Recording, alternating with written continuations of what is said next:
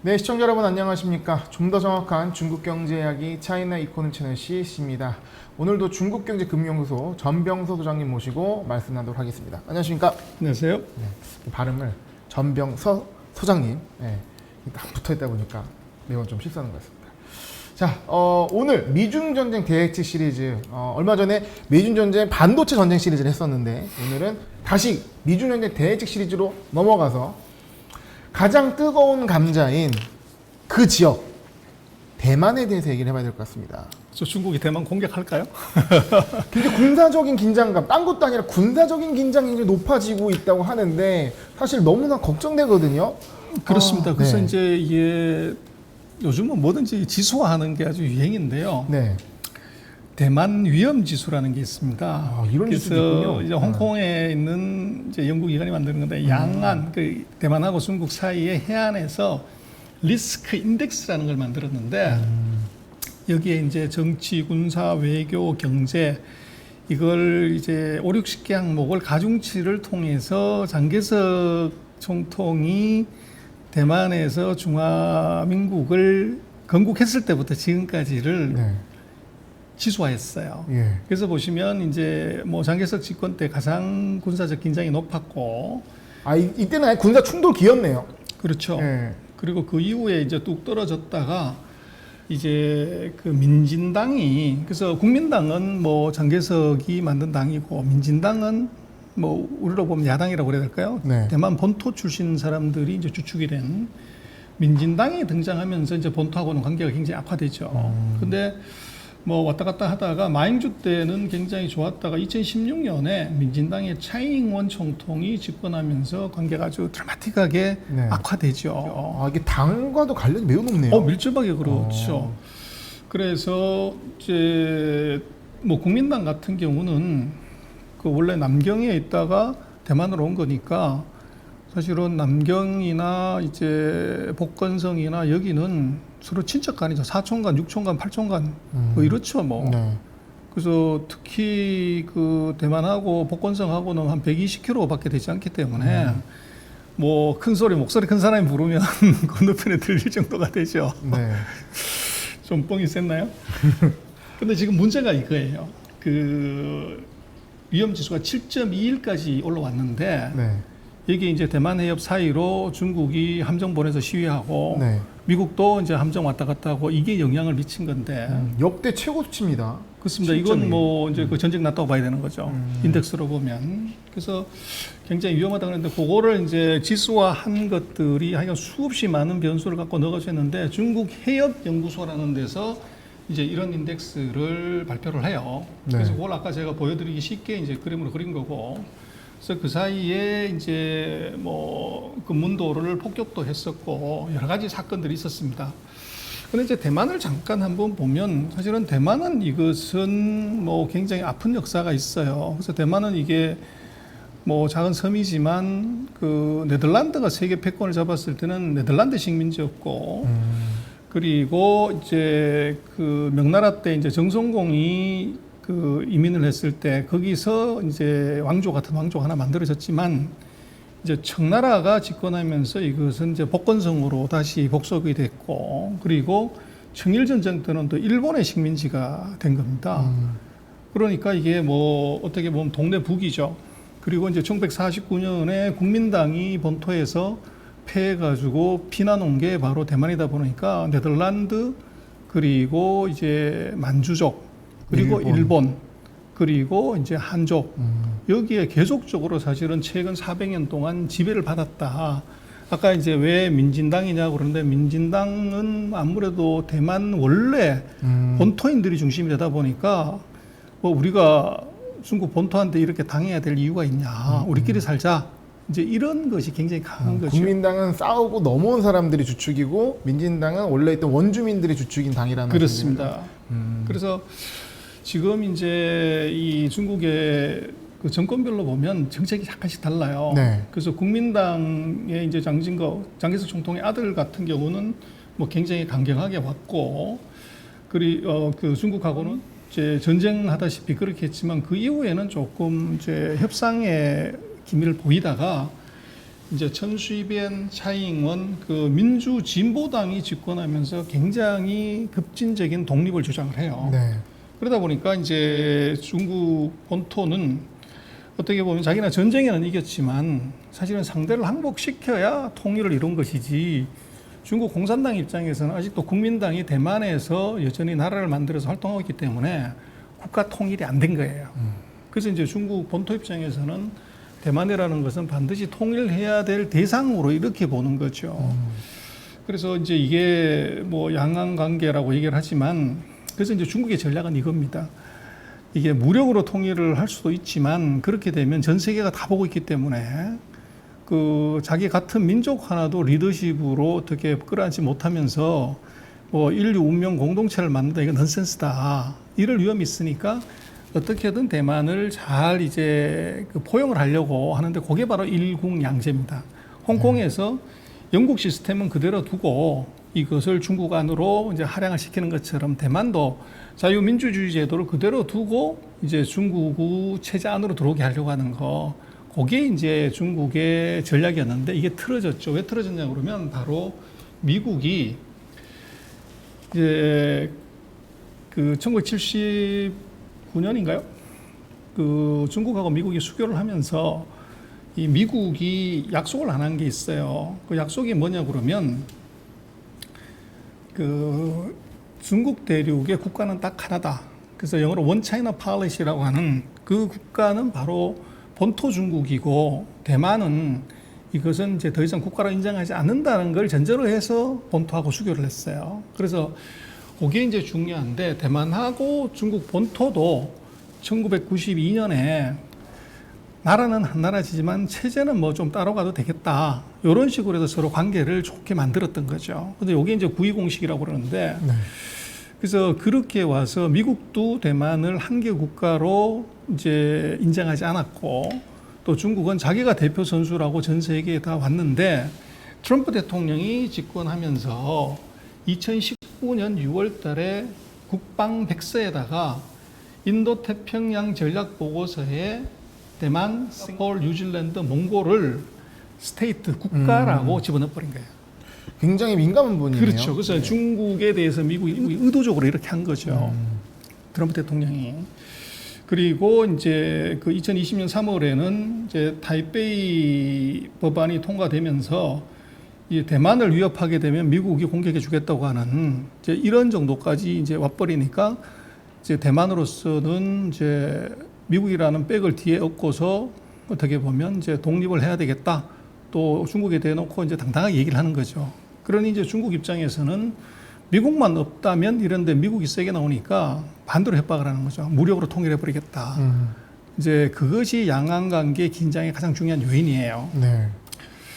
그래서 뭐 시진핑 2기 정부 들어서 이제 그 대만 분열은 절대 용납하지 않는다, 뭐 그런 얘기를 하고 있고, 근데 문제는 미중의 전쟁의 변수에서 이게 이제 중요한 핫 이슈가 됐는데, 문제는 대만이 중국 본토의 경제를 다 의존한다는 거예요. 그래서 뭐 120km면 뭐 여기서 우리가 대전 조금 밑에 가는 거리 정도가 되다가 보니까 중국의 그 인력이라든지 뭐 토지 인건비 이게 훨씬 싸니까 대만의 기업들이 대거 중국 본토에, 특히 이제 그 샹하이 뒤편에 그 수저우 이쪽에 가면 쿤산이라고 아예 대만 공단이 있어요.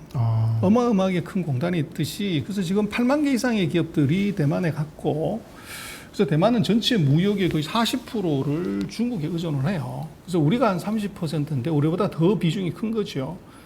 그리고 이제 항공편만 해도 뭐 주당 600편 이상 왔다 갔다 이제 하다 보니까 이게 사실은 경제적으로는 뭐 정치적으로는 독립하고 싶지만 경제적으로는 이미 중국에 깊이 빨려 들어가 있는 상태라고요.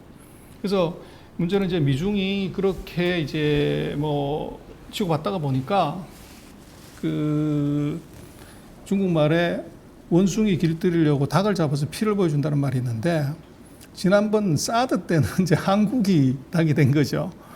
그래서 중국도 미국한테 바로 대들지 못하니까 한국을 때리는 거고, 네.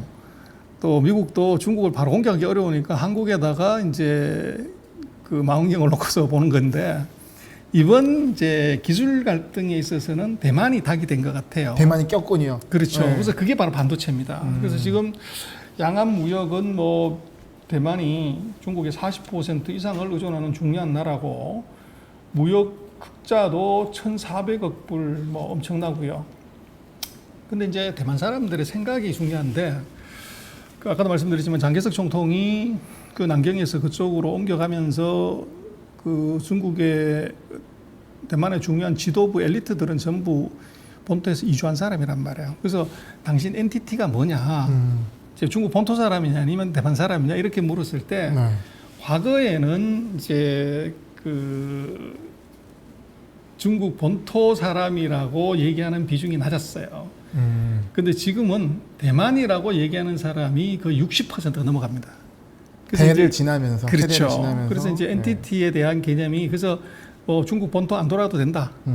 이제 그리고 힘으로는 이제 중국을 사실은 뭐 통일하기 어려우니까 그렇지만 우리는 우리끼리 엔티티가 있다 이렇게 되다 보니까 이게 이제 통일이 사실은 멀어지죠. 그래서 그러나 경제적으로 놓고 보면 양안 교류를 보면은 이게 2020년은 코로나 때문에 싹 죽었지만 이게 급속도로 늘어나요. 그 사람들도 왕창 늘고 특히나 이제 결혼하는 사람 숫자도 왕창 늘고요. 그러니까 대만과 중국 중국 본토하고. 본토의 사람들이 결혼 혼인하는 그렇죠. 근데 그 뭐 그게 복건성하고 120km니까 국제 결혼은 아닌 거죠. 뭐 예. 우리 같으면 체제가 다른 그 사람들이랑 제주도나 결혼. 거제도 예. 분들하고 이 육지에 있는 분들하고 결혼하는 거죠. 네. 체제도 똑같은데 사실은. 그래서 뭐 국방력에서는 게임이 안 될 정도로 차이가 나고요. 근데 이제 문제가 이 바이든 정부가 들어서서 대만을 매개로 해서 중국 길들이기를 사실 하는 거죠. 그래서 대만의 그 유명한 TSMC라는 회사가 그 중국의 파운드리를 중단을 시키면서 세계 최고의 5G 통신 장비 회사하고 세계 2등 하던 핸드폰 회사인 하웨이가 통신사업부를 접어야 되는 그런 정도까지 이제 만들어버린 거죠. 네.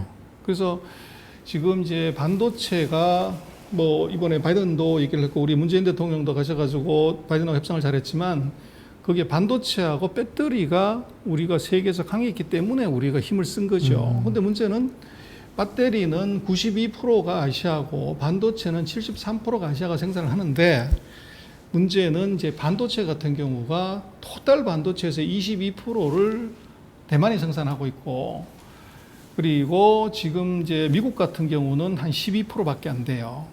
그래서 대만보다도 적은데 그리고 지금 놓고 보면 반도체에서 그 CPU하고 자동차용 반도체 AP 칩 같은 경우는 미국이 강하지만 이게 반도체를 대신 구워준 파운드리는 전 세계의 64% 3분의 2 가까이를 대만이 공급을 해요. 근데 이 대만한테 물건을 이제 받아가는 사람들의 또 63%가 미국이에요. 그래서 미국이 자기는 공장을 안 짓고 대만한테 OEM을 줬기 때문에 그 대만이 만약에 문제가 생기면 중국의 이게 미국의 반도체 수급에 엄청난 차질이 생기고 그렇게 네. 되면 핸드폰, 노트북, 뭐 4차 산업혁명 다 영향을 받는 거죠. 그래서 이제 미국과 중국과의 갈등에서 놓고 보면 이제 중국이 대만을 어떻게 무력으로 통일을 한다고 하는 것은 현실적으로 어렵지만 이제 전략적으로 미국에도 타격을 주고 대만에도 타격을 주려면 바로 이 기술입니다. 지난번에 우리가 중국의 위성 기술 얘기를 했지만 중국의 이게 우주 통제, 항공 통제 기술이 두 가지인데 달 뒷면에다가 인공위성을 안착을 시켰어요. 미국도 못한 거를. 그리고 지금 얼마 전에 우리가 또 봤지만 티엔원 1호라고 이게 550만 킬로를 날아가서 화성에 가가지고 네. 거기서 로봇을 내리고 그 로봇가 탐사를 하는 것까지를 여기서 550만 킬로 이 먼 거리에서 이 헤드쿼터에서 다 컨트롤하는 거죠. 네. 그러면 이게 중국의 어떻게 보면 통제 기술 이거는 뭐 어마어마한 거죠. 그래서 대만을 그렇게 무력으로 미사일 날리고 항공기 띄우고 할 게 아니라 정밀 폭격으로 TSMC의 생산 라인하고 전기 시설, 그다음에 수도 시설만 딱 파괴를 시키면 미국의 어떻게 보면 전자제품 반도체 생산 수급 여기 치명적인 영향을 줄 수가 있죠. 그러면 전면전 아닌가요? 이렇게 그렇죠. 되면? 예. 그래서 이제 그게 이제 중요한데 결국은 지금 대만하고 거리가 126km이기 때문에 550만 킬로도 조정해서 정확하게 타겟팅하는데 126km야 뭐 얼마든지 이게 중국이 컨트롤할 수 있죠. 그렇게 됐을 때 지금 보면 그 TSMC 같은 경우가 헤드쿼터가 어디 있냐면 까오시라는 남부 지역이 여기 있는데요. 지도로 보면 이렇게 돼 있습니다. 요 지역만 정확하게 타겟팅을 해서 폭격을 하면은 그러면 이제 미국이 난리가 나는 거죠. 그래서 폭격할 수 있다 이렇게 볼 수 있지만 문제는 이게 되는 순간에 미국은 치명적인 IT 산업에 지금 문제가 생기게 된다고요. 그럼 바로 이제 가까이에 있는 이 미칠함대부터 시작해서 항공모함 세대가 바로 대만으로 뜨게 되고 그렇게 되면 이제 대만이 어떻게 보면 미중의 격전지가 되죠. 근데 지금 같은 상황에서는 뭐 어떤 개념으로 보더라도 이 중국이 미국과 군사력으로 직접 부딪혔다고 그러면 이기기 어렵습니다. 그래서 그렇게 놓고 보면 중국이 그 대만을 정확하게 정밀 타격할 수 있는 가능성은 있지만 그걸 하려고 하는 시도만 보여도 미군이 직접 개입을 해버리는 거기 때문에 이 양안 관계는 긴장은 최고조로 갈지 모르지만 이것은 전면전으로 갈 수 있는 가능성이 크기 때문에 all or nothing의 상황인 거잖아요. 그렇죠. 네. 그래서 그것은 바로 핵심이 반도체가 이게 중간에 매개가 돼 있다는 거예요. 그래서 지금 대만을 구하는 게 뭐냐고 그러면 바로 실리콘. TSMC가 대만을 미국의 방패를 끌어들이는 요인이 되고 네. 중국으로부터 이 공격을 막는 또 다른 방패가 지금 되고 있는 거죠. 그래서 지금 뭐 대만에 대해서 여러 가지 많은 얘기를 하지만 결국은 이제 똑똑한 기술 하나가 이 나라를 지키고 어떻게 보면 이제 그 두 강대국 사이에서 이 당당하게 설 수 있는 이제 뭐 필살기를 하나 줬다 네. 그렇게 생각할 수 있을 것 같아요. 그러니까 대만과 중국이 뭐 그 긴장이 높다 하더라도 경제적으로 워낙 지금 의존도 높고 연관이 되기 때문에 평화 유지되는 측면도 물론 있고 그와 함께 TSMC라는 이 기술력 있는 기업이 존재함으로써 오히려 평화가 유지되는 측면 그리고 그렇기 때문에 쉽게 군사적인 충돌로 번질 가능성이 매우 낮다라는 것이 그렇습니다. 오늘의 말씀이신 것 같습니다. 선생님 오늘 말씀 감사합니다. 그렇습니다.